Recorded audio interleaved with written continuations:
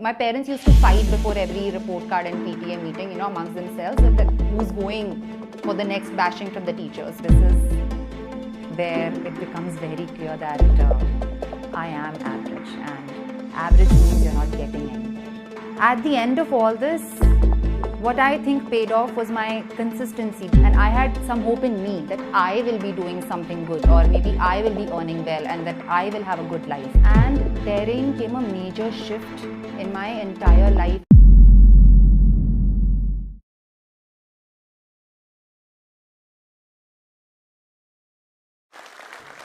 Keep your liberal studies in your college only. Don't try to take it out at home. Okay?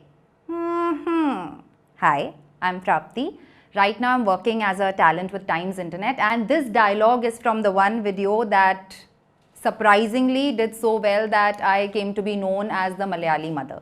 When we see people on screen, we expect that they are people who've always lived a success story. We think that they would have always done well in life and excelled in life, but that is far from my story. I have flunked maths starting from 4th grade throughout school up to my 10th grade. My parents have often come up to me during, my parents used to fight before every report card and PTA meeting, amongst themselves, that who's going for the next bashing from the teachers.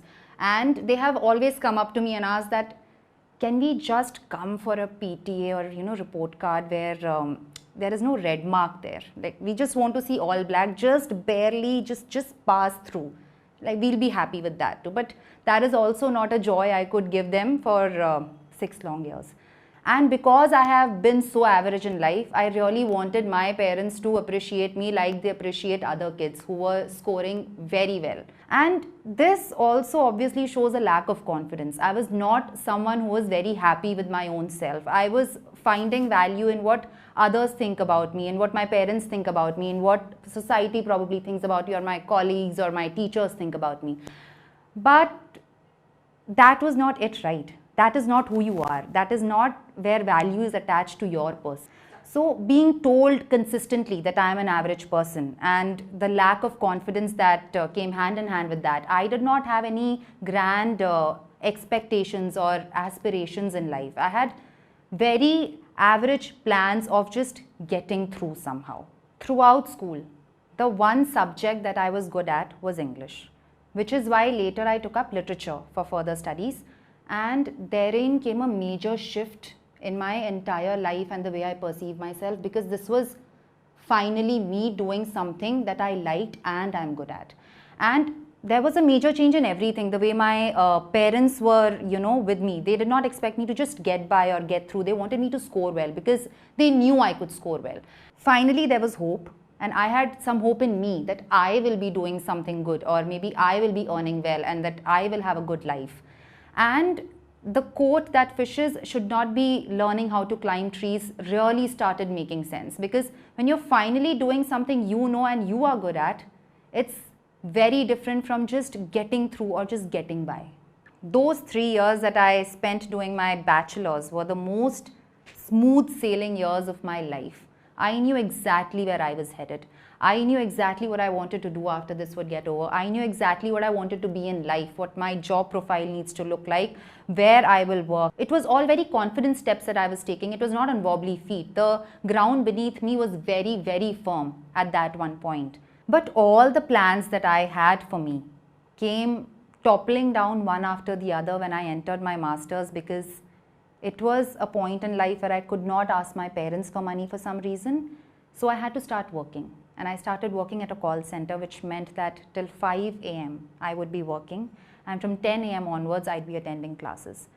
And that's how masters went for me. It was a very turbulent period. And it was during this period that I flunked one of my supplementary courses. And this is when struggle really began for me, because I had to manage my bills, I had to manage my studies, I had to manage rent, I had to go to work, I had to attend classes. All of this, started taking a huge toll, and it was too much to, bear. Like, it was too much to cope with, at least for me at that point in time. The thing about an average person who finally has a dream is that you give it your everything. And I gave my master's my 100%, everything I had in me. And I was really, really expecting it to work out because hard work always pays up in the end, right? Sometimes it does not. And my hard work did not. I could not clear my master's, and everything that I had planned, all the dreams that I had of going abroad, studying, getting a PhD, coming back, becoming a professor, all came crashing down, and I was back in school. I was again that average student who really did not know where life is going or what I'll do next. But the fact that I had finally found something that I am good at made me very adamant about clearing that exam, which means year after year after year for 4 constant years, I kept giving that one exam in the hope that maybe this time I will be able to get back to where I planned to see myself. But that did not happen. So for 4 years, I was constantly changing my jobs and repeating the same exam, and nothing really was coming my way till all my attempts were exhausted, and it was like, this is my full stop. This is where it becomes very clear that I am average, and average means you're not getting anywhere. So that is when all my plans of planning ahead came to a full stop. I stopped planning. I had to make ends meet. I had to pay my bills. I had to pay my rent. So I just picked up whatever job came next, which meant that if it was as a writer, I would just be a writer and give it my 100%. And becoming a writer was also finding a comfort zone, because finally I started to get hold of what the job was about, and every day I would turn up and give it all I had got. At the end of all this, what I think paid off was my consistency, because in the middle of a writing job, I was given the chance to write a particular script called Malayali Mother Problems, and within 20 minutes, the script was written, it was shot, and it was uploaded in the evening on the internet, and by the next day, it was viral. And that is when, you know, a bunch of new doors opened for me. Things that I never thought for myself, a future that I had never imagined for myself came to me. Finally, when this video did well, finally when something, it was very huge for me that happened, I was so used to being average, so used to considering myself not good enough, that when it happened, when it was right there in front of me, even then I could not understand that success, or I just thought that it's just this one thing that has clicked. It'll all go back to where it was. Because when you are so caught up about thinking all the things that you are not good at, you fail to see, even when it's happening, that good things are happening to you. So those 20 minutes that opened new windows of opportunities for me comes with a backlog of a lot of hard work. And that hard work is not, you know, some back-breaking thing that I did. No, it was just me turning up for work every single day, giving in my 100% for whatever little tiny thing I'm doing, and going back home sad that this is not the life that I wanted. When I started with videos, it was me getting out of my comfort zone. And what I want to say today is that getting out of your comfort zone need not be a grand gesture where you're moving to another country or another city and starting from scratch. No. Getting out of your comfort zone could be you being unhappy with what you're doing and yet turning up to do it. So what I'd like to say today is that stepping out of your comfort zone need not be a grand gesture.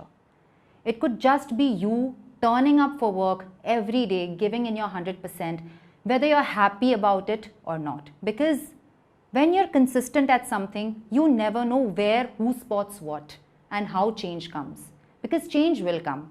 There are opportunities waiting for you at every nook and cranny. You just need to be there. You just need to be at the right place, at the right time, and that comes only when you've been working every day towards it. And today, I have been featured in more than maybe 400 to 500 videos. I have done 3 short films, and I am not planning my life out. I don't know where I'll be 15 years from now or 5 years from now. I have no plans. I'm just taking one step at a time, trying to deal whatever tomorrow brings to me, and we'll see how it goes from here. And here's something I'd like to say to all the people who are out there listening to this and who think that they are average. Please find something that you like or something that you love and give it your 100%. Your 100% could be average for someone else, but that really doesn't matter. What you bring to the table for yourself, That is all that matters in the end. And there are opportunities out there. There are chances that are waiting to be taken and taken just by you. If only you just like step out of your comfort zone, make small efforts and try to just show up and give things your 100%. If I, being so average, have been able to do something with my life, I'm definitely sure that there are things that you can do too. All you need to do is accept yourself for exactly who you are. Love yourself for exactly who you are and believe that you yourself are enough. The moment you take that small step towards acceptance, things will change, good things will come. And I'm wishing you the very best. Thank you. Tell us what you think about this video and don't forget to like, share and subscribe.